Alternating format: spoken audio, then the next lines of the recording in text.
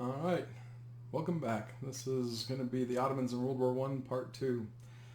So I'll try to keep things short. I will not be putting any videos in to this one. I'm actually going to put the videos in extra on the side.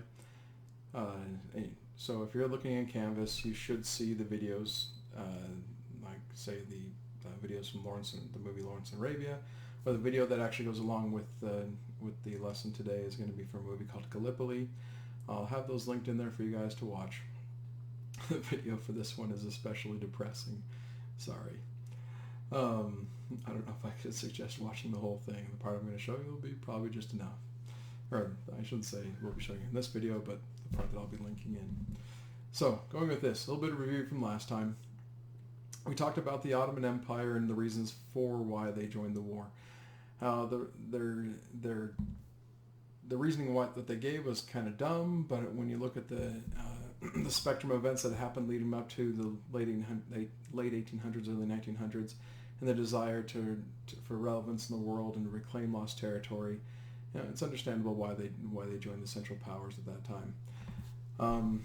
Then we went on and we talked about the different fronts. I didn't focus very much in the front in Iraq. If you want to look more in that one, look things up more in that one, you can. But I went into a little bit in depth on what happened in Armenia with the Armenian massacre. I also talked a bit about what happened with Sir Thomas Edward Lawrence and the Arab Revolt over there by the Sinai Peninsula, and especially in an area called Aqaba. But today, or in this video, we're going to be focusing on the Gallipoli campaign. It's one of the bigger things to happen in World War I, especially from the British and Ottoman perspectives. So, with that being said, if you're looking at this map all right, the Gallipoli campaign is this whole area up here. Again, it's this whole area up here. And just, if you remember, this is something I had you find in your maps. You had to... like I had to point it out to everybody. It's so small, it's so tiny. But the target of this whole campaign wasn't actually right there. It's right here. On this map, it's called Constantinople. That city today is called Istanbul, and it was called Istanbul during World War I. It's the Christian world, which is mostly the European world, that just didn't ever want to call it Istanbul until actually around after World War I. Because there's this perpetual thought ever since the time that Constantinople was conquered back in 1453 by the Ottomans, when they overtook the Byzantine Empire, that at one point it would be reclaimed and returned to its Christian roots, because it was originally a Christian city. Now it's a very, well, yes, there's Christians there, but it's definitely part of Turkey, a very Muslim country today. In the Ottoman Empire, a very Muslim empire before its fall. Now, what they were thinking, though, is that if they could shove a bunch of battleships up through that strait, which at its narrowest point is just a mile wide, they could just bombard and bombard and bombard Istanbul until the Ottomans had no choice but just to submit. And by the way, the idea for this attack was none other than Winston Churchill. He was actually the head of the Admiralty, Lord of the Admiralty at this time, which is basically like Lord of the Navy in a way. And just so you know, he didn't get along too well with a lot of the admirals. And again, I won't go into that too much, but you can look that up if you want to. The movie Darkest Hour they did in Winston Churchill actually referenced this a bit in one of the scenes. Okay, if I had that clipped out, maybe I could... upload that as well. We'll see what I have time for. Anyways, now again, we are looking at this part right here, and I just googled a nice little picture of it to kind of explain more what happens there. So I'll bring this up. Okay, so just googled a map, but it actually gives a pretty good 3D layout of it. This kind of looks like a bit of a Google Earth thing. If it is, great. But the strait itself is this section right here. In fact, again, it is this section right here. And it gets very narrow, especially right there. So the plan was to just shove a bunch of a bunch of battleships up there, get through it, get Constantinople or Istanbul, and just bombard it until the Ottomans surrendered. Seemed like an easy plan. Problem was that when the whole plan was based on the idea of speed and surprise. And Winston Churchill said that, and the admirals gave him a lot of pushback, especially from Winston Churchill's basis, but there's a lot of things that go into that to give it a bit of credibility. That his complaint that the admirals did not act quick enough is in place. He wanted those ships to go in fast. And the problem with this is that when the admirals waited to attack, when I say waited, we're talking months. The Ottomans saw what was going on. They asked for help from the Germans, and the Germans sent down engineers, artillery, shore batteries, which if you don't understand what a shore battery is, a gigantic gun specifically to take out ships. And if you put that on both sides of that strait, you're going to have those battleships are very big, easy targets. They'll definitely win the prize at the fair for shooting them down, essentially. There's no way you can miss. So essentially with these big, huge German guns that they now have more than enough time to emplace, while training up enough military and getting them equipped with German weapons, with German weapons, and putting them into that, and then getting all put around that area and ready to defend, the Ottomans were ready for this. So when finally Churchill was able to just light a fire underneath the admirals' butts to send these battleships up, they finally did so. Now, there's two different thought processes here. The admirals, they want to take care of their ships, very understandably. If I was an admiral, I would not want to see my ship get blown up or be in the situation, so I'd be pretty tepid going into it. Churchill is looking at it more from, how do you put this, more like a statistics sheet. All the battleships that the British Navy is going to shove up here, all the ships are outdated, meaning that they're not worth having. These are ships that are not needed in the war against Germany, because these ships don't stand a chance against the better equipped German ships. Now the British have a newer navy as well, and a bigger navy than the Germans. This is just their old big navy. So in Winston Churchill's mind, he's thinking, who cares if we lose half our ships? We're going to lose them anyway. And the admirals are thinking, we don't want to lose these ships. We've been here for 10 years, 6 years, 15 years in some cases on these ships. You have an emotional attachment to it. So when he starts sending these ships up here, and I just Googled a picture of this. This is a drawing. Probably should give credit to whoever did this because it's a pretty cool drawing. But again, I'm kind of doing this on the fly. But as he shoves these battleships up there, they come under heavy fire almost instantaneously. Now, they return fire, and of course they can hit those shore batteries back, and it's kind of a trade back and forth. And a couple of the battleships get damaged. But one of the other things that the Ottomans did, with German help and supervision, was lay down mines. They mined the entire area, especially a narrow area of the Dardanelles Strait. So if we go back to the map, they mined everything here and up here, if I remember correctly. Basically, there's two major spots where they put mines down. And when the first battleship ran into one of those mines, it just took one of the mines to just go kablooey. And this is kind of what you got there. This is a drawing of one of the battleships hitting the mines and just going, it keeled over pretty quickly. And everybody was in shock, but they kept going forward, and then the next battleship hit a mine and the same thing happened, just kablooey. It starts keeling over.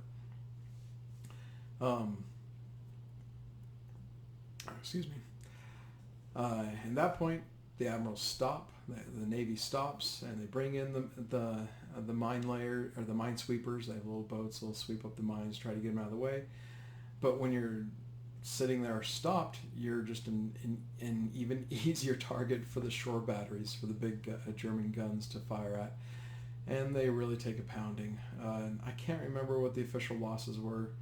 I want to say it was something anywhere from like 3 to 5 battleships sunk, most of them damaged in some way. The Navy decides to pull out. And the whole entire time, Churchill, who's not there, by the way, he's back up. He's elsewhere. If I remember right, he's just sitting in London, communicating via whatever communication they have. Not radio, but early radio, I guess you could say. And but he keeps saying go, go, go, and they're like no, no, no, and they just pull back. So essentially it becomes a failure, and the Ottomans are feeling pretty good about themselves. Now, going back to this map right here. One of the things about this is that the British didn't want to expend any more men. They're expending tons of men up on the Western Front. They don't want to expend any more men here. But when the British Navy pulls out, they think, well, we could do this if we took the peninsula. So this whole area right here, if we could take that, do a military seaborne invasion and take that whole area, and then we could set up our own shore batteries. We could sweep those mines a lot easier. We could take out the defenses on this side. Maybe we invade that side too and take it out.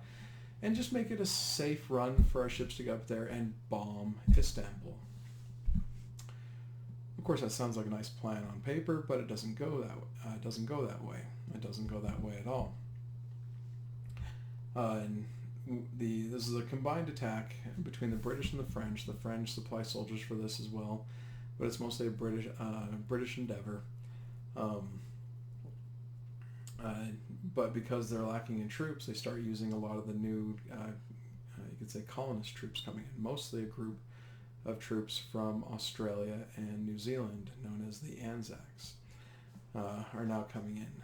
Just so you know, the Anzacs, these Australians and these New Zealanders and also the Canadians, I don't know if I've said this before, but they were seen as the best British troops in the war. Like they were the shock troops that the British used throughout the last 2-3 years of the war.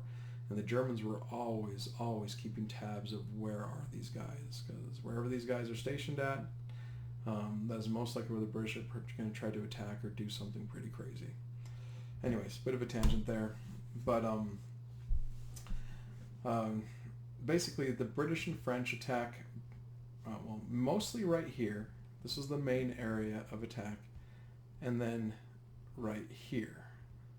This doesn't go very well. This becomes the main target, and they get stopped pretty fast. The Ottomans again have a lot of troops there with Germans advisors helping them out, and they're able to stop them. So they think, hey, you know what? We're going to hit right here. This area becomes known as Anzac Cove because it's all Australian and New Zealander troops used to take that. And they're thinking, hey, if we can hit right here, we can come around and knock out some Ottoman fortifications and hit them like a pincer and just get rid of them. We can take this. So Anzac Cove becomes pretty famous. Just Googled one more picture for you. Look at the cliffs. Like you'd not get much. Now this picture was taken a bit after the landings, where you can definitely see they've gotten some shelters put up, but those are dug in where they're just straight into the hill. And the Ottomans are not much out of the way. There's a place called Sariberry Ridge, like a ridge in the mountains. If I go back to this map right here, where the Ottomans have a great vantage to look down on the Australians and just lay down constant fire on them with machine guns and artillery. Now, the Australians, the Anzacs, had a lot of stuff themselves, but man, things did not go well for them. Just to give you a couple stories that go along with this, there's a story about how, again, the old destroyers, they don't think they're really needed any longer, so they use them as landing craft. They actually cut doors, like they physically cut doors into the front of the destroyers, so that they could just come up, no damage taken, nobody dies as you're coming up to the ridge. They can even take artillery hits. Open the doors and the guys can just fly out. The problem becomes, though, is that they're safe up until they get to the beach. Once they open those doors at the very front, those two doors, every single machine gun that the Ottomans have is focused right on those doors. And from the stories I've heard on this one, you have a couple hundred Australians dead. Every single one dies. And they just keep pouring out. They keep running out, and they all just die as they keep running out. I've even heard stories from the Ottomans saying they're just feeling bad in some cases, but they just kept firing, just taking all these guys out. But anyway, you have situations like that. But under this constant fire, the Australians do have some craft come in. They're able to be able to take things out all right. And they start attacking the ridge. And they attack the ridge over and over and over again, and they're just not able to make it. And so the British think, hey, let's attack again. One more attack. We're going to hit this place. This is a place called Sulva Bay. And so we're going to land some troops there, and this way we'll be hitting here, we'll hit here from Anzac Cove, and we'll hit here as well from the main part of the Gallipoli Peninsula. And long story short, of course, it doesn't work. And these guys, like one of the famous stories that comes from this, in the movie Gallipoli shows it, is that they thought, okay, this is what we're going to do. We're going to bombard Sarabari Ridge for 4.5 hours, and then right at 4:30 p.m., we'll attack. And the whole idea is that if we bombard them this long, the Ottomans will have their heads down, they won't be watching, and we'll put up a smoke screen. And right when that smoke starts to lift, our soldiers have already crossed essentially the no man's land, have gotten to that point, and in hand-to-hand combat, taking the ridge, and therefore making it easy for the other British troops to land up at Suvla Bay. Well, problem is that the infantry commander, he's actually a cavalry commander, but there's no more cavalry in World War I at this point. The infantry commander's watch was slow, and ended up being 7 minutes slow compared to the artillery commander and the colonel's watch, is the guy that's over the whole thing. And so the artillery commander stops at 4:30. The infantry commander thinks it's just 4:23 and doesn't attack until 4:30 according to his watch. Of course, that was 7 minutes for the smoke to clear, and when the Australians went across, they're just gunned down, every last one of them just gone. So, by the way, that is what the video will show that I'll be loading in. Hopefully I get it loaded in. It's kind of a large one, so hopefully it embeds in okay. So, anyways, after that failure, the British and Canadians realized that this is just turning into another Western Front. We're just going to lose more guys here. And they make finally a correct decision, the idea of like, all right, we just need to pull out. So they pull out, and this one shot kill type of idea that Churchill had just goes down in flames. And he's blamed for the whole thing. People would have thought his career would have been finished at this point, but what he does is he actually volunteers to go fight at the front and spends the next 2 years fighting at the front against the Germans and survives. And kind of builds back up his, his power base, his, God, I can't think of the word right now. Anyways, builds himself back up in the eyes of the people, his popularity and stuff like that. And I shouldn't say eyes of the people, right? In the eyes of the powers that be, the British government. Anyways, that is the Battle of Gallipoli. As far as the rest of, just 1 second. As far as the rest of the war goes for the Ottomans, well, of course, it just goes poorly. I think I said in the other video, the area where the British finally were able to make their way in and just really get the Ottomans is in this area, right here.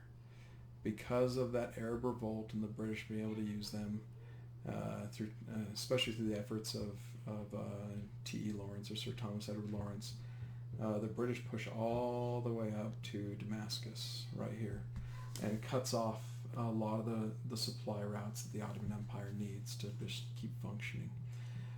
Now, the last thing I'll say, and then we'll be done with this. I'm already 4 minutes over where I wanted to be. But the Arabs were promised by the British that they would have their independence if they helped defeat the Ottoman Empire. But at the end of World War I, the British looked at the Arabs and said, no, you guys do not know how to control yourselves. You're not as with it as we are. You're not like a first world type of people. In fact, you have a lot of things wrong with you. So we're going to own this territory. So the British actually take that territory, and the French as well, saying, we'll watch over you. This is what's called the mandate system. We'll watch over you until we think you're good enough to watch over yourself. And the Arabs looked at it, and understandably so, that this was just an excuse to say, we're building up our empire, and we're using it through the expenses, and we're using the excuse of saying we're doing it for your own good. Anyways, at the end of World War I, the Ottoman Empire, being on the losing side, is disassembled, and all that is left of it today is the country of Turkey. And even that country wouldn't be around today if it wasn't for the efforts of a guy named Ataturk. And this stuff is a little bit extra. You don't need to worry about it for your notes. But if you're interested in this, you want to look things more up on how Turkey is able to save themselves from complete control of, say, the British and the French. Look up Ataturk and how he's known as like the father of Turkey, modern day Turkey today, and how he's able to essentially save the core area of the Ottoman Empire, which is Turkey, and still how it's still there today. Anyways, with that, I'll end this video, and I will see you guys in the next one.